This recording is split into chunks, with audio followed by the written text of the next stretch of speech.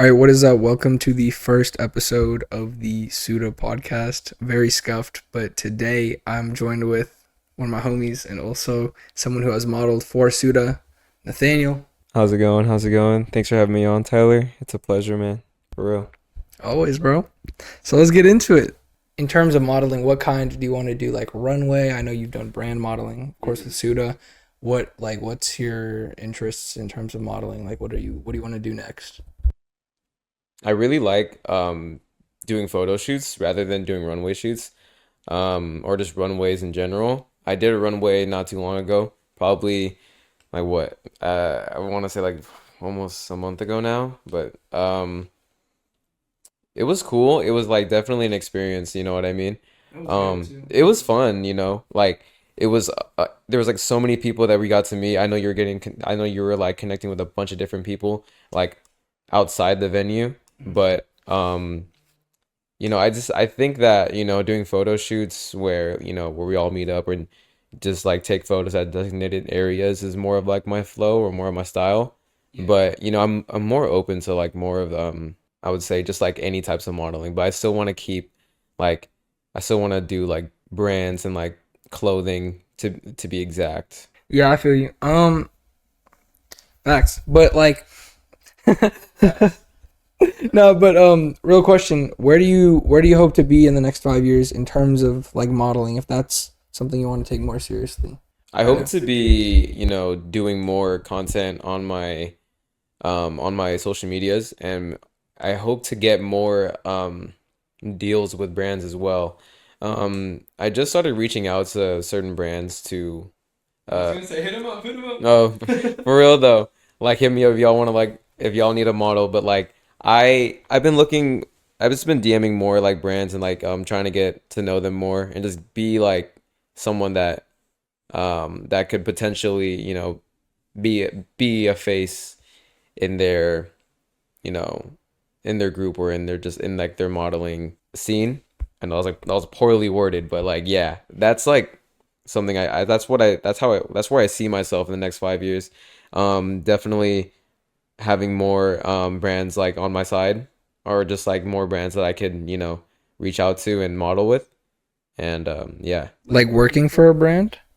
potentially, but I still want to like just bounce around with different like brands, you know what I mean? I want to take on different opportunities. Like I'm not going to just lock myself into streetwear and, um the stuff like that. I want to, try different like styles like that runway shoot. That was like some emo punk style runway and I was like this is totally not me, but it's definitely something that, you know, um kind of opened my eyes and it was different.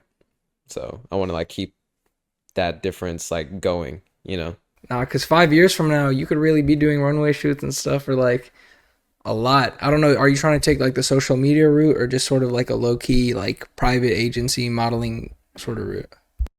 That's actually a good question. I haven't really thought about like where I saw myself in terms of that. Um, but I really want to see where like getting into a modeling agency goes. Like I know a lot of people I've reached out to were like, get into a modeling agency and like, they take care of like some stuff from there and I'm like, okay, but what if I don't like how they operate, I just that's something I'm kind of skeptical about at like right now, but it's only just because I don't have enough like knowledge about it yet. Yeah, and like just to mention for like the people watching, the way me and Nathaniel met was like in line at a rap show. It was like a Rich Amiri show, and he was like, "Yeah, I'm into fashion and I do some modeling." And I was like, "Yo, I got a brand," and we made it happen, and we've been like friends ever since. But like, yeah, like I think a modeling agency would be cool. The only thing is, like, I feel like everyone who's done fashion in the past has thought like, "Yo, I wanna do," or who's been into fashion has maybe thought like I'd want to get into modeling, but like nobody, like, I don't know, that process is kind of like interesting. I don't know, I've never heard anyone like openly talk about how to become a model or join a modeling agency or do runway shows and stuff. It's kind of like just through networking, I feel like. Next question, what are some places you want to live like throughout your life? like top 3 places. If there's 3 places, maybe you just want to stay in one place. But like in your life, if there's places you want to live throughout your life before you're dead and gone, what are those places? I see myself more of like a city type of person, but at the same time, I do admire like my outdoors and my environment, as in like my nature. Because being in the city could be really like annoying and toxic, but I do see myself somewhere in like LA. That's like everyone's like top, but I see it mostly just because like that's where the media is like kind of popping in terms of like fashion and like or like doing like social media work. That's where it's going to be more like popping. I also do want to like see how Hawaii is, and then there's like nothing really much. There's like no like real like explanation as to why I want to stay in Hawaii. I think it's more of just like I mean, it's fucking beautiful. it's beautiful there, and it's just like Hawaii. It's mostly just because like it's just Hawaii. But last one is like Berlin, Germany. It's been like one of my favorite like or not my favorite, but it's been like a place that I've been wanting to go to, and ever since it's mostly just because like ever since I was a kid, I loved fingerboarding, and Berlin, Germany, like that's where it kind of came from. I'd say it kind of popped off there. So there's like so many like fingerboard like related things out there, and I really want to just see how it is, and like it's just like I want to like reconnect with like my childhood over there because that's just a place I always wanted to go to. Like seeing it in videos, I'm like, oh my God, I want to go there so bad. So that's honestly like the top 3 places I'd stay at. It's like hella pretty there. I'd say it's hella gloomy, but I feel like there could be some pretty days, but Yeah. I don't know. It's not. I don't. Being like I don't mind being around like hella clouds and like no sun, but I do admire the sun, but not too hot. Yeah, and also like hella. I've been to Germany a few, like 1 or 2 times, I think, but not Really? Berlin. Yeah, like with family. But the one thing is, there's hella, just kind of a coincidence. I think there's hella people who like are into streetwear and fashion, or just fashion in general. They're like a lot of the people I see online that do like like content creation for fashion are from Germany. I don't know why. Like like I would have thought like London or something, but I see a lot from Germany. London's a nice place though too. That's like an honorable mention. Even though I know nothing about it, I'd still want to like see how it is. Okay, you said Berlin, Hawaii, and LA. Yeah. Okay, but why LA over New York? Because like New York's way more like fashion, I feel like. See, you're right. You got me there. Like you definitely got me there, and it's like it's definitely a place that I've like looked at and I've like wanted to be like spend like a week there, but I don't know. Like the scene is like it's. I feel like it's very competitive out there. You see a lot of people put that shit on, and I feel like once I move somewhere, I gotta restart. Cause like, bro, like, especially in LA, a lot of people put that shit on in LA, and like, just on a regular Monday, Tuesday, and I feel like I kind of see it as a place where I need to up my fashion before I go, cause I don't want to just bring some bullshit. If I'm gonna be in LA, I want to like get something out of it, not just like clothes. Potentially, like networking with brands or people. Yeah, Creators. I mean, like you said, like a lot of people move to those places to like try and pursue modeling, and like I don't know if you ever seen those videos of, like dumb people in line, like waiting to like do their like show them their modeling skills to an agency or like to a brand or whatever. And like the thing is, like it just gets so packed over there. I don't know. But I think New York is still like just a cool place. I feel like LA is more like content oriented. Like people don't really go to like, or I mean, there's definitely people who go to like try and model for brands, but I think a lot of people go just to like make content with other creators. That's like I think the difference. I see that, and I see like I feel like I see like I feel like I see a little bit of both, especially with New York too, because there's like a lot of like New York content creators out there too. But I don't think I've ever heard much stories about people like moving out to LA or moving out to New York just to pursue content like creation, because I feel like you gotta have a backup plan like ASAP if you're gonna do that. This one is more about SUITA in specific. I'm wondering, what are your personal favorite pieces? Like if you had to rank all the pieces, but Only the ones that have been released, because we can't. Okay, actually, you could maybe say the ones that haven't been released, but like only. Yeah, no, that's fine. Just rank them in your opinion. Like, what's top three? I'd say Suda Top pieces you've three. seen in order. Okay. I top one. Okay, first one, sure. Like it's the hardcore. The not yeah, that's not the hardcore. No. Sorry, it's the Suda Love Struck tee. It's probably one of my favorite tees that I wear, and I'm kind of mad that my like the bleach kind of messed up the dye on it, but it's still pink. But I think I did. But there's like a little spot where it's orange, but I'm like whatever. It's not even that noticeable. But it's super sick. That's like my favorite piece because like I don't have a lot of pink in my wardrobe, so that one's dope. And then the second one I'd say is this hardcore knit. This is the one I've been modeling like constantly over and over and over. My bad, bro. No. I'm just saying like it's hella cool, and I've grown like a massive liking to it because like it's something that when I first saw I was like, yo, that is tough, and you don't see like you do see a lot of knits, I'd say, but not in a way like not that like where it's like Corrupt. crop friendly or like kind of like short people friendly because I'd say I'm saying I'm a little bit short, I'm They like be dumb long, like yeah, yeah. like they be going over your butt like when a sweater's going over your butt, that's how you know it's too long. Yeah. Like Oh, and then what's number three?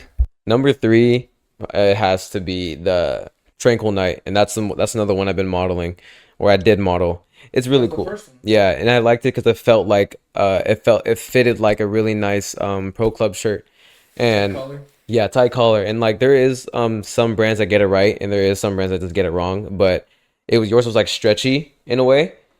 Like it wasn't too stretchy, but enough to get my head through without fucking it up. Sorry for cursing, but without messing it up. Bro, you good. But Curse friendly. but We love cursing. but Yeah. yeah, Okay, there we go. Had to turn my mic on. But no, yeah, actually like my list would also be like very similar to yours in terms of released, except it would be Knit first, Love Struck T second, and then Tranquil Night T third. And I like the Love Struck T too, because like some people are like, you should have done a black shirt with the pink screen print. Oh, you wanted that? The thing is, like, I don't know. I think pink and white just look good together. And I was going for a summer tee, and like wearing black in summer is kind of like, ooh, it's hot out. But that's a good list. I like that one. yeah. What's next? What direction do you think streetwear is going in? That's my next question for you. That's very vague, but like, what direction do you think is going? What are people wearing? How's it going? Change? What do you think? Damn. How? Okay. Streetwear in general. Like, you see the people with like, for example, like you see TikTok fashion and stuff, which is kind of like what I'm referring to as like, how's that gonna change? Like you see Tim back a little while ago it was like Tim's and Sambas. Now I just see like other stuff. I don't know. Like, what do you think is like? How you think it's gonna go skinny or more baggy? Like, I don't think that streetwear is going to be doing like a full 360 like how a lot of people are saying, like how you said, oh, how we went from skinny to baggy and then now we're going back to skinny. But I always thought that like that specifically was on preference because like you could make skinny jeans look good, mm-hmm. but it's just you're just not going to see it as often, so you're not going to think it's like, you're not gonna think it looks good. At least, you know what I mean? Like, if you don't see a lot of something that's being worn, you're just gonna automatically think like, that's like kind of shit. Like it's like outdated. But you could still like make it work. But to your question, like where I think it's going, I like it's definitely going to keep on changing and evolving.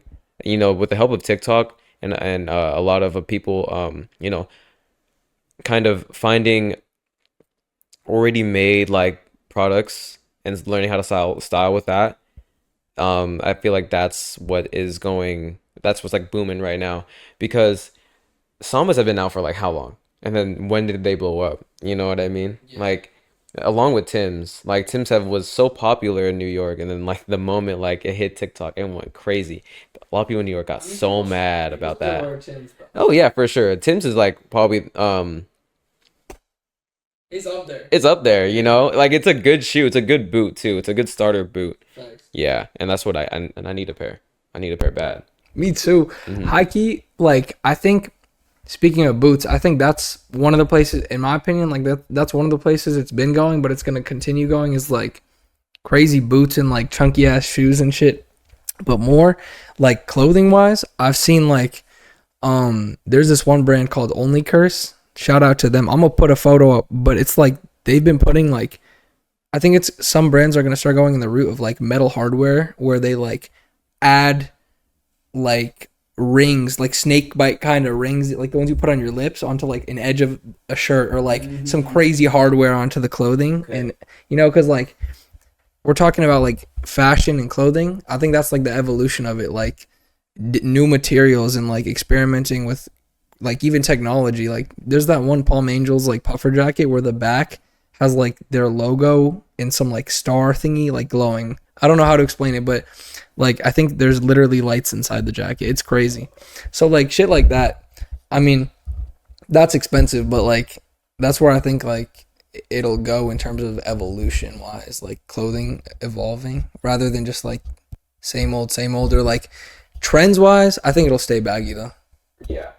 Yeah. Also flares and stuff, of course. I love flares. I feel like also like the brands that are coming up now are gonna start like in the future. If they're still booming, they're gonna like turn into like designer brands, you know, and then like that's gonna be our new designer for like the newer generations and stuff. You know what I mean? No, that's actually a good ass point because like Louis Vuitton and those brands, I think Hermes as well, like they became designer I think because like they had like leather and their own like farms or something that like they were making the bags out of. I might be wrong about that, but like I'm pretty sure that's the reason, and that's like why they're considered like luxury because they had like their shit was made like handmade, all that good stuff. Yeah. And then like it carried over, but now that shit's not handmade anymore, and it's like it's really average. Like the Louis Vuitton monogram, that's kind of dated. Like I mean it's classic, but like no one's looking at it like, yo, you got like a Louis Vuitton monogram like jacket on. That kind of look goofy, to be honest. Like, Yeah. what are we like 2017 race gum or some shit? But like, but you're right. I think luxury is gonna become like new brands creating innovative stuff that no one else is creating, and then naturally it'll be priced higher and stuff like that. I don't know if it'll be considered designer because like I think designer has to have like that luxury look to it, like certain fonts and stuff. But you know. You're hella right on that. I feel like that damn, I was literally right there, but I it's like literally right there, but I hella forgot. But yeah, no, like I completely agree 100%. Like but I also feel like sometimes brands like the designer ones will like try to come out with like things that just look like it's not designer. And they'll be like, "Yo, but that's the whole point." You know what I mean? One thing I want to mention is like the one thing I feel like running a brand that I've realized about designer clothing is that I feel like the only thing that ever justifies like a crazy price on a piece of clothing is if that clothing has something unique to it. You know what I mean? Like selling a Gucci or Louis Vuitton or designer t-shirt that's like just any regular t-shirt with a screen print on it for like hundreds of dollars is definitely like not worth the money. I think what's worth the money is like if it has a certain kind of like stitching that no other hoodie has, or like something like that's unique. And that's why I say like those streetwear brands like I don't know if you've seen Bad Sun US or like certain streetwear brands that or Davril Supply. They do like these crazy innovative like clothing stuff, and because of that, like their stuff's unique. So there's it justifies a higher price versus like a t-shirt with a screen print on it just because of the brand name. This is a good question. Where do you draw inspiration from when creating an outfit? Like what are your influences, just in life? I kind of I like to watch like older cartoons and older movies in a way. Mostly older cartoons. Like for example, I'm like watching Rocket Power right now, and it's like this like cartoon that aired on Nickelodeon it was like about like these four kids that did everything. They surfed, they skateboarded, they played street hockey, they rollerbladed, they did everything, you know. And I feel like a lot of the style that's being presented back then, especially the 90s and 2000s, is something that I very am influenced by. Not to mix up like, oh, I like the vintage look. It's more of just like how they threw that stuff on, you know, how they styled, you know, the clothing that was coming out then. Um, Hence why I like to like wear like Jankos and like more like bigger clothes. But I also tend to dip in the more slimmer clothes as well. And I also think that what influences me as well is like the music that I listen to and the music videos that I watch. Since I'm like very like into like the underground music and stuff like that. A lot of the rappers that, you know, present themselves is I'm gonna find cool. You know, I'm like, okay, this is like how I kind of wanna, you know, present myself as well. You know, not like completely like writing it, but like um taking inspiration and flipping it and making it my own, taking with what I have, you know, and try to like dip into that style, if that makes sense. Yeah, actually, one thing you said that I want to spin back to the last question was like older cartoons and stuff, and also it just got me thinking like I see a lot of stuff on my Instagram feed in regards to clothing.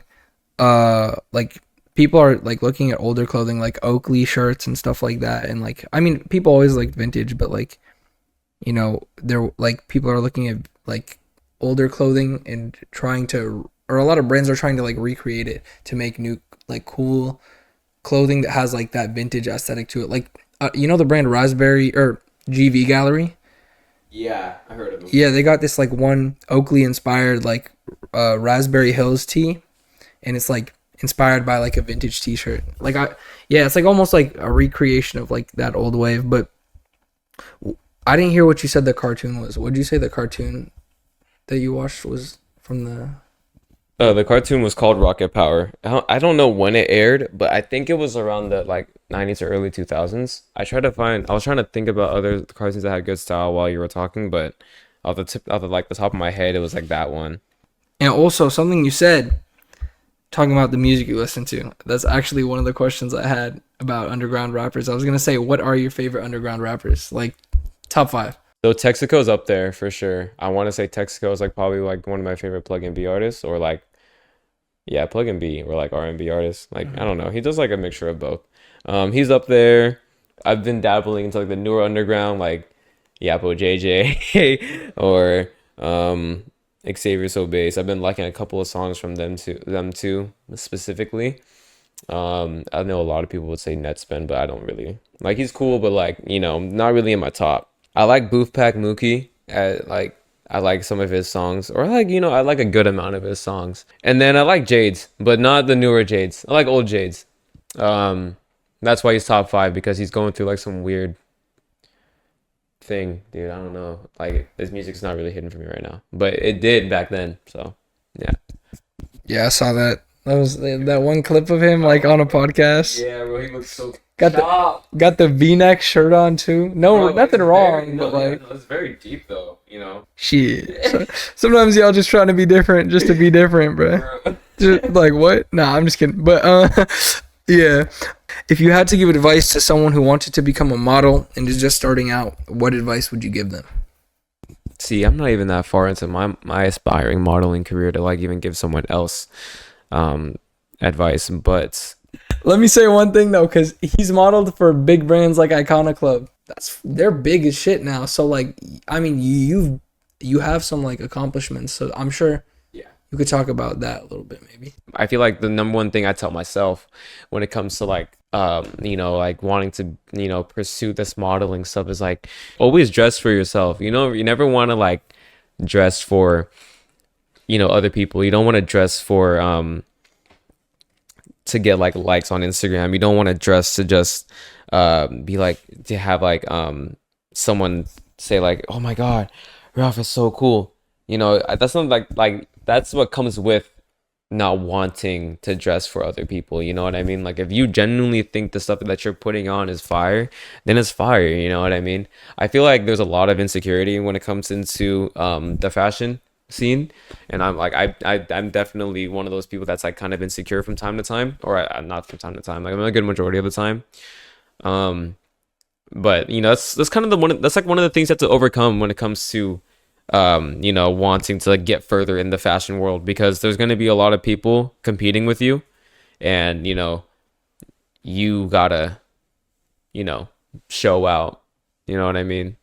There's just so many things that goes into it, not wanting to dress for others, but you also want to dress to impress as well.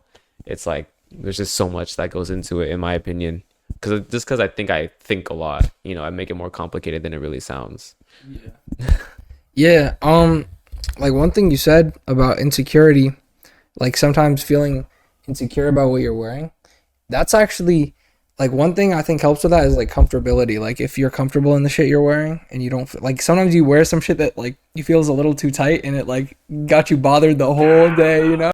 Like sometimes I feel like you could just like thug it out. But I'm not saying to like put yourself in some fucking tight ass clothes to like, you know, get something out of it. But like, you know, you can bend some stuff, you know. Like I'm not gonna act like I haven't been uncomfortable in some outfits. Right. But like I guess what I'm saying is just like if you want to feel confident, like typically like the best way is to be like comfortable in what you're wearing. Definitely hella random, but definitely like steam your clothing or like take care of that shit, because like if you don't and you come to school with wrinkles, you're gonna feel insecure, you know. Dude, taking care of your clothes is something that every person that's in the clothes that needs, like, they need to like implant that shit in their head, because like you never want to, you know, ruin your clothes. I ruined so many good pieces and like shirts wise from like not taking care of it well. You gotta like those wash instructions do you good, I swear. Listen to them. No, safest thing to do is just cold wash, hang dry for any piece, because like, or even hand wash. But oh, by the way, like the reason I do the tight collars on all like the SUITA clothing or like the snug collars is because I always like felt insecure like when I had like a thin collar or like a loose collar, and then like my whole fucking like shoulder or neck was showing. I don't know, it just made me feel like mad insecure. It's like, yeah, so that's the reason I prefer like making clothing with tight collars, so people could feel like comfortable in what they're wearing and stuff. But so that's literally basically all the questions, except the last thing I'd like to ask you to do is take my computer and write down a question for the next person that comes on. For the viewers, quick question for y'all. Who are you?